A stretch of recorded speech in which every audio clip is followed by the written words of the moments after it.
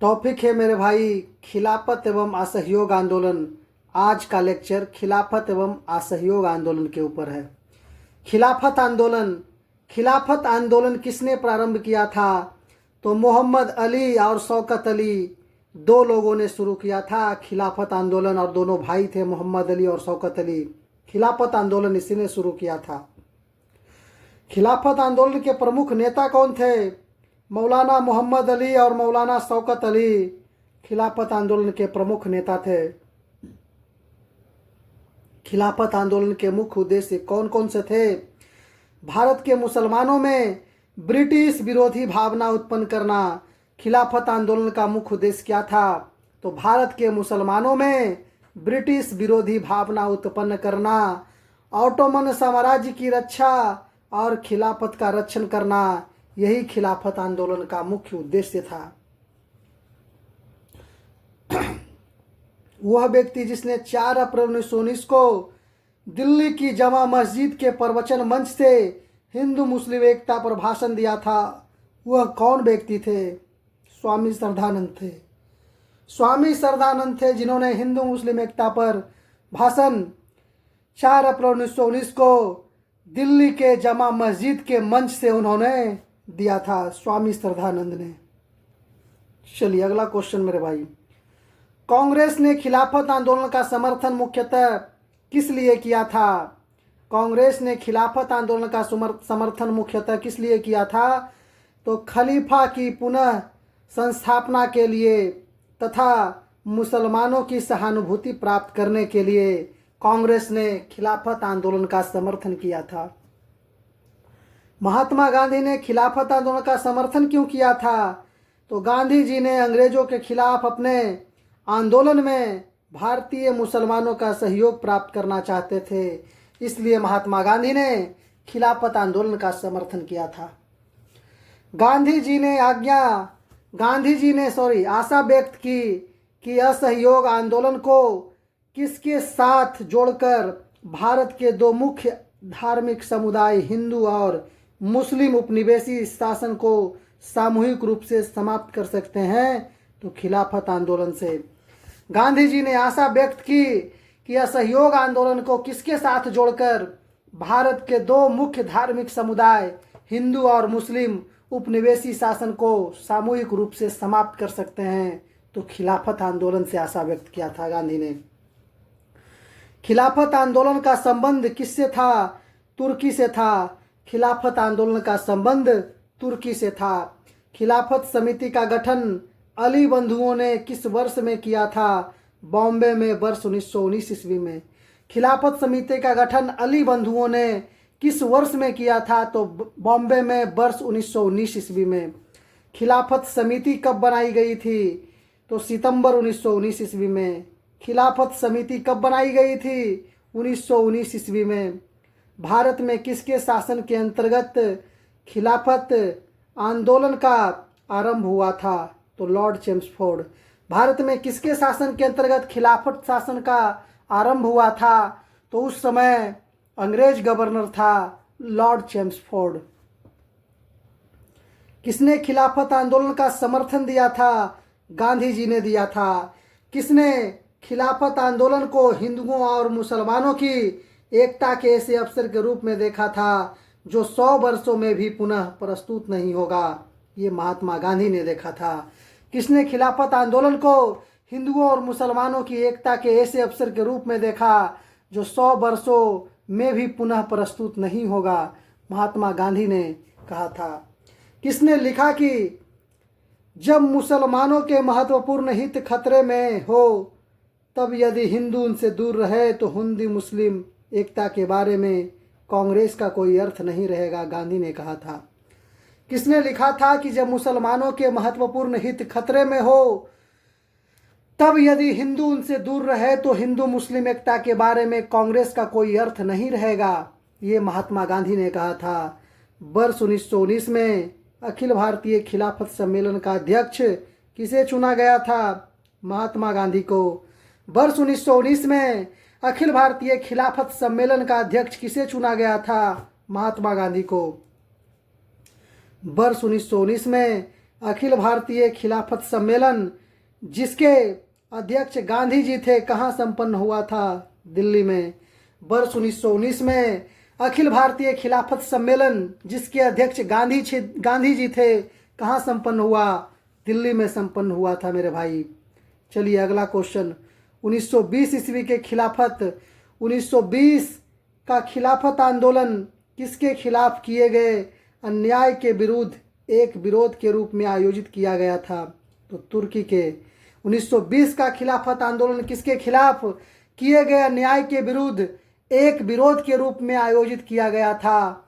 तो तुर्की के खिलाफ मेरे भाई। अगला क्वेश्चन क्या है?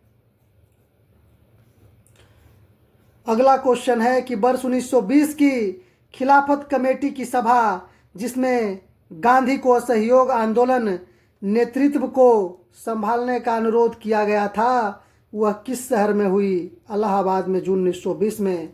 वर्ष 1920 की जो खिलाफत कमेटी की सभा जिसने गांधी को असहयोग आंदोलन नेतृत्व को संभालने का अनुरोध किया था किस शहर में हुआ था? तो इलाहाबाद में हुआ था, जून 1920 में। किसने खिलाफत आंदोलन के दौरान हाजी उल मुल्क की पदवी त्याग दी थी? हकीम अजमल खां। पदवी 1908 में मिला था, उसको त्याग दिया था। किसने खिलाफत आंदोलन के दौरान हाजी उल मुल्क की पदवी त्याग दी थी? हकीम अजमल खां ने। पदवी मिला था उन्हें 1908 में। खिलाफत कमेटी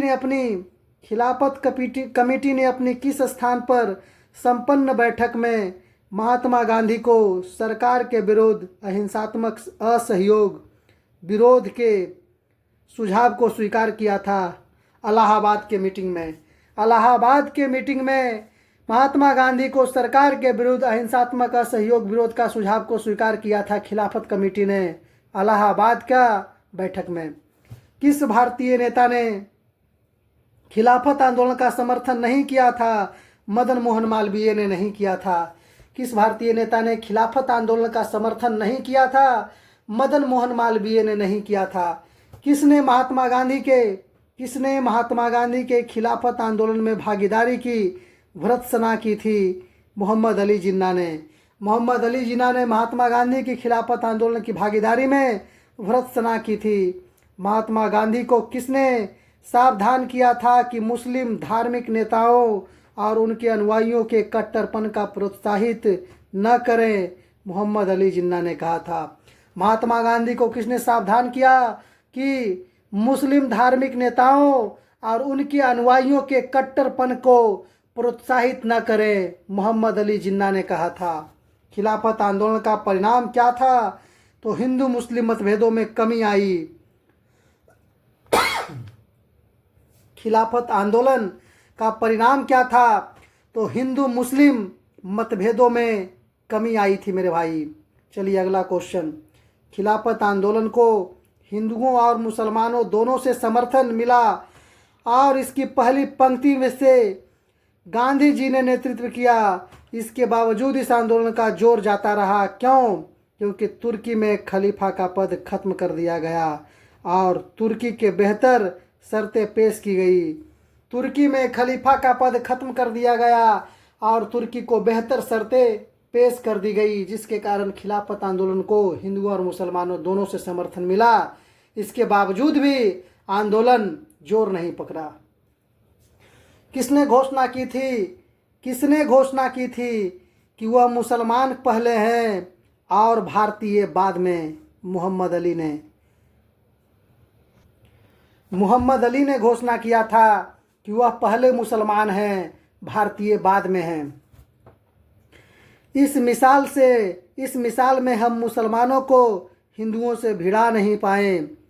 कौन सी एक घटना से एचिंसन के इस कथन का संबंध है? खिलाफत और असहयोग आंदोलन 1919 और 1922 में जो हुआ था उसमें एचिंसन का कहना है कि हम मुसलमानों को हिंदुओं से भिड़ा नहीं पाए। ये संबंध खिलाफत और असहयोग आंदोलन से था, जिसकी शुरुआत खिलाफत की 1919 में और असहयोग की 1922 में हुई थी। खिलाफत के प्रश्न पर असहयोग आंदोलन कब शुरू हुआ था? खिलाफत के प्रश्न पर असहयोग आंदोलन कब शुरू हुआ था? 1 अगस्त 1920 में। खिलाफत दिवस किस तिथि को मनाया गया था? खिलाफत दिवस किस तिथि को मनाया गया था? 17 अक्टूबर 1919 को मनाया गया था। किसने कहा था कि हिंदू और मुसलमान भारत की दो आंखें हैं? हिंदू और मुसलमान भारत की दो आंखें हैं। सर सैयद अहमद खान ने कहा था हिंदू और मुसलमान भारत की दो आंखें हैं। 1921 का मोपला आंदोलन किसकी शाखा थी? खिलाफत आंदोलन की शाखा थी। 1921 का मोपला आंदोलन किसकी शाखा थी मेरे भाई? खिलाफत आंदोलन की। मोपला विद्रोह भी क्या थी? खिलाफत आंदोलन का ही ब्रांच था। किसके नेतृत्व में बनी सरकार द्वारा तुर्की में खलीफा के पद को समाप्त घोषित करने से खिलाफत आंदोलन समाप्त हो गया था? 1924 ईस्वी में कमाल पाशा के नेतृत्व में। किसके नेतृत्व में बनी सरकार द्वारा तुर्की में खलीफा के पद को समाप्त घोषित करने से खिलाफत आंदोलन समाप्त हो गया था? तो 1924 का जो नेतृत्व में कमाल पाशा के नेतृत्व में जो सरकार बनी थी तुर्की में, उस समय उन्होंने खलीफा के पद को समाप्त घोषित किया, जिसके बाद से खिलाफत आंदोलन ही समाप्त हो गया। असहयोग आंदोलन। भारतीय राष्ट्रीय आंदोलन के दौरान कहां पर असहयोग के विचार का उद्भव हुआ था? 1920 के बंबई के खिलाफत सम्मेलन में असहयोग विचार का उद्भव हुआ था भारतीय राष्ट्रीय आंदोलन में। कहाँ? 1920 के बंबई के खिलाफत सम्मेलन में। चलिए अगला क्वेश्चन मेरे भाई, थोड़ा जूम कर लेते हैं।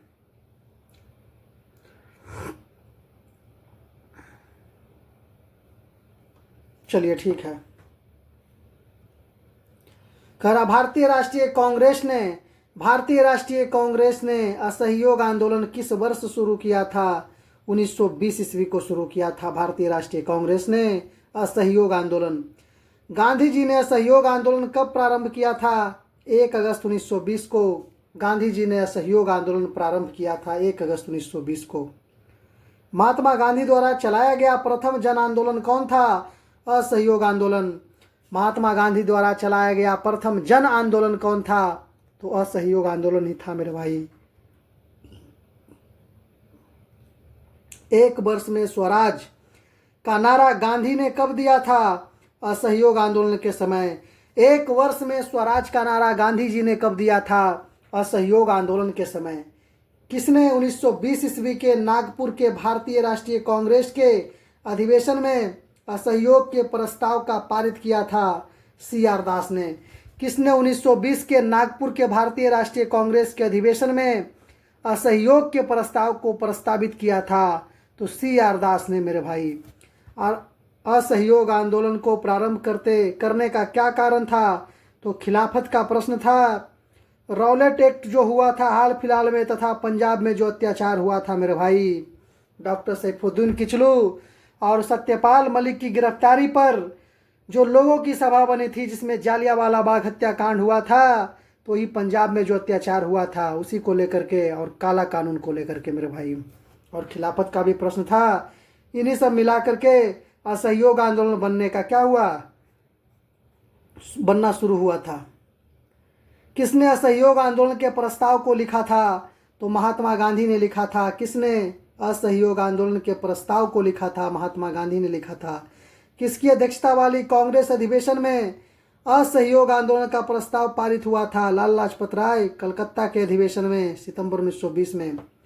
किसकी अध्यक्षता वाली कांग्रेस अधिवेशन में असहयोग आंदोलन का प्रस्ताव पारित हुआ था? तो उस समय लाला लाजपत राय कलकत्ता अधिवेशन में सितंबर 1920 में अध्यक्षता की पद संभाल रहे थे। उसी समय असहयोग आंदोलन का प्रस्तावित पारित हुआ था। असहयोग एवं बहिष्कार का कार्यक्रम कांग्रेस ने कहाँ के अपने विशेष अधिवेशन में पारित किया था? तो कलकत्ता के विशेष अधिवेशन सितंबर 1920 में। असहयोग और बहिष्कार कार्यक्रम कांग्रेस ने कहाँ के अपने विशेष अधिवेशन में पारित किया था? तो कलकत्ता का विशेष अधिवेशन सितंबर 1920 में लगा था, उस समय पारित हुआ था। स्वतंत्रता संग्राम के दौरान हुए असहयोग आंदोलन की परिकल्पना में शामिल था। तो पहला था प्रशासनिक सेवाओं का बहिष्कार, दूसरा था विदेशी सेवाओं का बहिष्कार, तीसरा था ब्रिटिश उपाधियों का परित्याग, और चौथा था सरकारी स्कूल एवं कॉलेज का बहिष्कार, विदेशी कपड़ों का बहिष्कार, सरकारी करों का भुगतान न करना और न्यायालयों का बहिष्कार।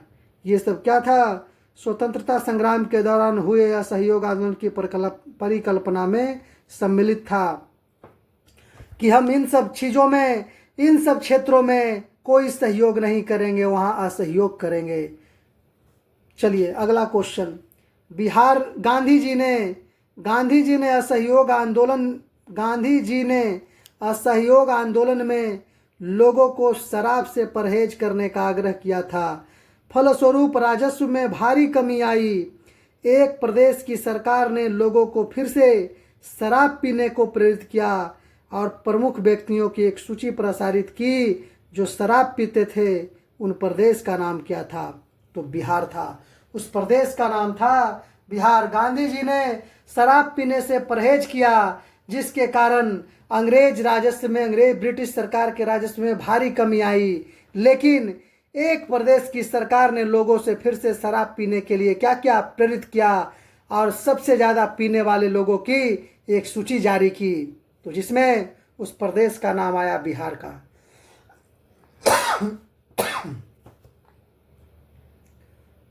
ब्रिटिश सरकार ने महात्मा गांधी को कौन सी उपाधि दी थी जिसे उसने असहयोग आंदोलन के समय वापस कर दिया था?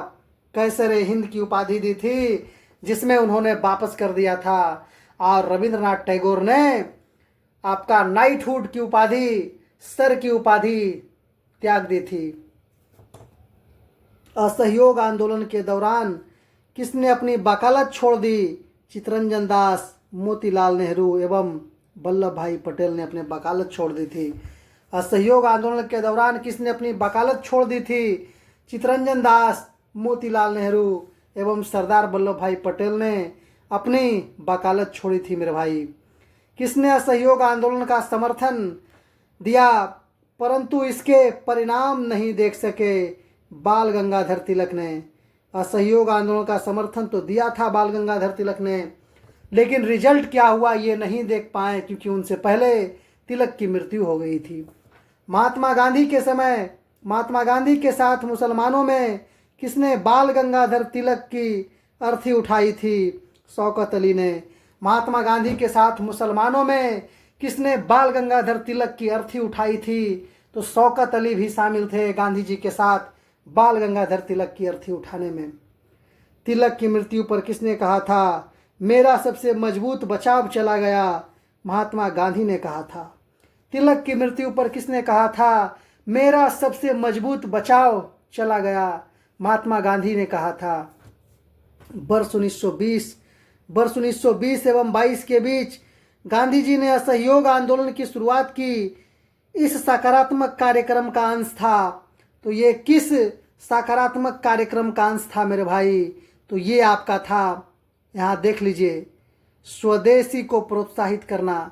स्वदेशी को प्रोत्साहन था, अस्पृश्यता को हटाना था। ये छुआछूत, अनटचेबिलिटी की जो कहानी थी, हिंदू मुस्लिम, SC ST जितने भी गरीब तबके, छोटे लोग सोचते थे कि ये छोटे लोग हैं, ये गरीब है, ये कमज़ोर वर्ग हैं, इन सब को हटाना। हिंदू मुस्लिम एकता को प्रोत्साहन करना और ग्राम पंचायत की स्थापना तथा राष्ट्रीय विद्यालय की स्थापना, ये सब गांधी का लक्ष्य था। किस क्षेत्र में राहुल सांकृत्यायन ने 1920 के असहयोग आंदोलन में सक्रिय थे? तो छपरा से, बिहार के छपरा से थे। किस क्षेत्र में राहुल सांकृत्यायन 1920 के असहयोग आंदोलन में सक्रिय थे? तो बिहार के छपरा से थे। असहयोग आंदोलन के दौरान बिहार में कृषकों का नेतृत्व किसने किया था? तो स्वामी विद्यानंद ने किया था। असहयोग आंदोलन के दौरान बिहार में कृषकों का नेतृत्व किसने किया था? स्वामी विद्यानंद ने किया था। किसने असहयोग आंदोलन विरोधी सभा की स्थापना की थी? पुरुषोत्तम दास, ठाकुर दास, जमुना दास, द्वारका दास, काबस जी जहांगीर, पी सेठना शीतलवाड़ 1920 में। ये सब असहयोग आंदोलन विरोधी सभा की स्थापना करी थी। पुरुषोत्तम दास, ठाकुरदास, जमुनादास, द्वारकादास, कावस जी जहांगीर, पी सेठना और शीतलवाड़ ने 1920 में असहयोग आंदोलन विरोधी सभा की स्थापना करी थी। असहयोग आंदोलन के दौरान विदेशी वस्त्रों को जलाए जाने पर किसने महात्मा गांधी को लिखा था कि यह निष्ठुर बर्बादी, अविवेकपूर्ण बर्बादी है? रविंद्रनाथ टैगोर ने कहा था। असहयोग आंदोलन के दौरान विदेशी वस्त्रों को जलाए जाने पर किसने महात्मा गांधी को लिखा था यह निष्ठुर बर्बादी है? रविंद्रनाथ टैगोर ने कहा था। किसने कहा था विदेशी वस्त्रों की बर्बादी ही उनके साथ सर्वोत्तम व्यवहार है? महात्मा गांधी ने कहा था। किसने कहा था विदेशी वस्त्रों की बर्बादी ही उनके साथ सर्वोत्तम व्यवहार है? महात्मा गांधी ने कहा था। सन 1920 के भारतीय राष्ट्रीय कांग्रेस के कलकत्ता विशेष अधिवेशन में महात्मा गांधी के असहयोग प्रस्ताव का समर्थन किसने किया था? तो मोतीलाल नेहरू ने। सैफुद्दीन किचलू, शौकत अली, याकूब हसन, डॉक्टर अंसारी, जितेंद्र नाथ बनर्जी, ये सभी ने 1920 में भारतीय राष्ट्रीय कांग्रेस के कलकत्ता विशेष अधिवेशन में महात्मा गांधी के असहयोग प्रस्ताव का समर्थन किया था। 1921-22 ईस्वी के असहयोग आंदोलन का मुख्य प्रतिफल क्या था? हिंदू मुस्लिम एकता। 1921-22 ईस्वी के असहयोग आंदोलन का मुख्य प्रतिफल था हिंदू मुस्लिम एकता। कौन सी संस्थाएं असहयोग आंदोलन 1920-22 के दौरान स्थापित की गई थी? तो काशी विद्यापीठ की स्थापना हुई थी। किस समय? असहयोग आंदोलन 1920-22 के दौरान काशी विद्यापीठ की स्थापना हुई थी 1920 में। गुजरात विद्यापीठ की स्थापना हुई थी 1920 में और जामिया मिलिया इस्लामिया की स्थापना हुई थी 1920 में। असहयोग आंदोलन 1920 के दौरान 3 संस्थाएं, काशी विद्यापीठ 1920 में इसकी स्थापना हुई थी, गुजरात विद्यापीठ 1920 में इसकी भी स्थापना हुई थी और जामिया मिलिया 1920 में इसकी भी स्थापना हुई थी मेरे भाई। चलिए, बहुत ही शानदार क्वेश्चन था। अगला क्वेश्चन, असहयोग आंदोलन के दौरान किसने पटना कॉलेज छोड़ा जबकि उसकी परीक्षा के केवल 20 दिन ही बचे थे? जबकि उसकी परीक्षा की केवल 20 दिन ही छोड़े थे, पटना कॉलेज छोड़ दिया। असहयोग आंदोलन के दौरान किसने? जयप्रकाश नारायण ने। जयप्रकाश नारायण ने असहयोग आंदोलन के दौरान अपना कॉलेज छोड़ दिया था जब उनके परीक्षा के केवल 20 दिन बचे थे। महात्मा गांधी के संबंध में सही तथ्य, तो 1920 ईस्वी के उन्होंने असहयोग आंदोलन प्रारंभ किया। उन्होंने ग्राम उद्योग संघ प्रारंभ किया था महात्मा गांधी ने, और भी बहुत सारे काम किए जो मैंने आपको आगे भी बताया और आने वाले क्वेश्चन में भी आपको दिखाई देंगे मेरे भाई। असहयोग आंदोलन के दौरान 1920-22 नेशनल कॉलेज कलकत्ता का प्राचार्य कौन था? H.C. बोस, मतलब सुभाष चंद्र बोस। असहयोग आंदोलन के दौरान 1920-22 नेशनल कॉलेज ऑफ कलकत्ता के प्राचार्य कौन थे? सुभाष चंद्र बोस थे। उस समय असहयोग आंदोलन के दौरान नेशनल कॉलेज कलकत्ता का प्रधानाचार्य थे, प्राचार्य थे। असहयोग आंदोलन के दौरान आंध्र प्रदेश के गुंटूर जिले में कौन सा सशक्त आदिवासी आंदोलन शुरू हुआ था? तो चेंचू आंदोलन।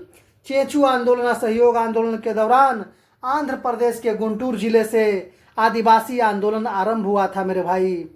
महात्मा गांधी ने 1922 में असहयोग आंदोलन क्यों वापस ले लिया?